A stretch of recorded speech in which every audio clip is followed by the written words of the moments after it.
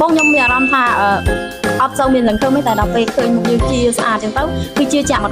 មង សួរបងប្អូនទាំងអស់គ្នាងាកដែលគាត់មានបញ្ហាស្បែកមុខមិនថាមុខមុនខ្លាំងប៉ុណ្ណាក៏ដោយឥឡូវនេះខ្ញុំកំពុងតែឈរនៅតំណែងរបស់ខ្ញុំនៅខាងខេត្តកំពង់ស្ពឺបងប្អូនហើយថ្ងៃនេះខ្ញុំឲ្យមកមើលអតិថិជនខ្ញុំមួយដែលគាត់មកទទួលសេវាកម្មព្យាបាលឥឡូវគាត់បានទទួលជោគជ័យ 100% បងប្អូនតាមកមើលទាំងអស់គ្នាថាជាពិតមែនអត់បងប្អូនចាមកជាមួយអ្នកគ្រូម៉ាលីហ៊ានធានាហ្មងថាស្អាតពិត 100% ណែ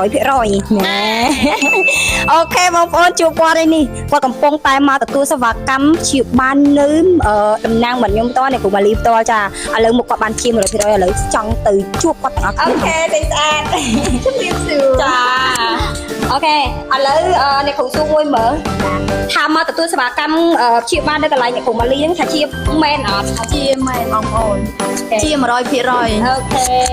ឥឡូវជឿជាក់នៅ ជាជាក់ ដំបូងមានសង្ឃឹមអត់ ដំបងខ្ញុំមានអារម្មណ៍ថាអត់សូវមានលំខឹងទេតែដល់ពេលឃើញមុខយើងជាស្អាតចឹងទៅគឺជាចាក់ 100% ហ្មង អូខេហ្នឹងហើយនិយាយទៅដូចអ្នកគ្រូបានបញ្ជាក់ចឹងថាបើអត់ជាតានីសងវិញហេតុបិទខាងចោលមកមែនទេ ចា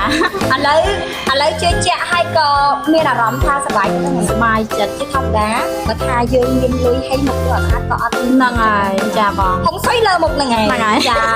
ឥឡូវតាមគ្នាទៅតាមផ្ញើទៅបងប្អូនយើង ខ្ញុំផ្ដាំផ្ញើទៅបងប្អូនដែលមានមុខមុនច្រើនដូចខ្ញុំណាគឺមកព្យាបាលនៅចាំដូនត្រីក្រហមមកគឺអត់ខកបំណងទេតំណាងខេត្តកំពង់ស្ពឺ អូខេឈ្មោះអ្នកគ្រូ ឈ្មោះអ្នកគ្រូចែម៉ាលី អ្នកគ្រូចាយម៉ាលីឥឡូវចាំខ្ញុំដាក់រូបឲ្យបងប្អូនមើលថាជាពិតមែនអត់មុខគាត់មុនខ្លាំងហ៎បងប្អូនអើ មុ យ នខ្លាំងណាស់ហើយយូរឆ្នាំទៀត ចា